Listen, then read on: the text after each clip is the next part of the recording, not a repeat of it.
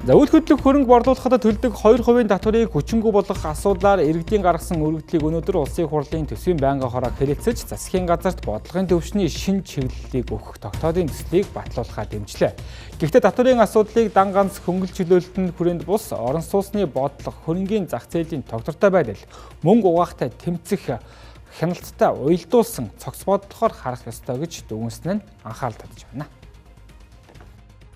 Ингээд иргэн анх удаа орон сууц худалдаа авах мөн амьдрах нөхцөлөө сайжруулах шаардлагаар анхны болон ипотекийн зээлээр авсан орон сууцаа борлуулах үед нь зорилттой татварын дэмжлэг үзүүлдэг байх саналыг төсөл тусгажээ. Үйл хөдлөх хөрөнгө борлуулахад ногдуулдаг 2% татварыг хүчингүй болгох санал 100,000 гаруй иргэний дэмжлэг авч улсын хурлын түвшинд ийхүү хэлцлээ. За энэ татварыг тэглэвэл орон нутгийн төсвийн орлого 115 тэрбум төгрөгөөр буурч, зам засвар, хог аяллаа менежмент, гэрэлтүүлэг зэрэг анхан шатны үйлчилгээний санхүүжилт шууд багасна.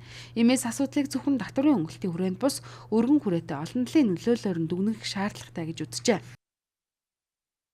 Иргэнийг анх удаа орон сууц худалдаж авах, өмчлөх, анхны болон ипотекийн зээлээр худалдаа авсан орон сууцаа борлуулах, орон сууцны нөхцөлөө сайжруулахад татварын дэмжлэг үзүүлэх эрх зүйн орчныг боловсронгуй болгох, тусгай хамгаалалттай газрууд баригдсан орон сууцанд татвар ногдуулах, төсвийн орлого нэмэгдүүлэх, татвараас чөлөөлөхгүй байх, хууль эрх зүйн орчныг бүрдүүлэх зэрэг асуудалтай холбогдуулан хуулийн төслийг боловсруулж, татварын багц үйлдэлийн төсөл эсвэл үзэл баримтлалыг тусдан тодорхойлж улсын хурлд өргөн мэдүүлэх талаар тусгасан болно.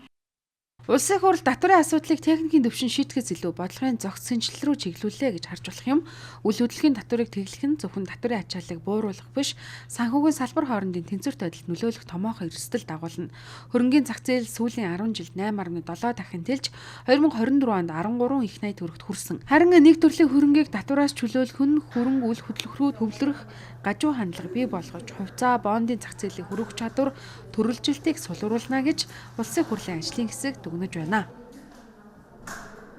Иргэн анх удаа орон сууц худалдан авах өмчлөх гэдэг энэ минийг ингээд цэгцлэнэ гэдэг хайчдаг байхгүй. Одоо манайх энэ бол жилийн дараа ч юм орж ирэхгүй айг бол.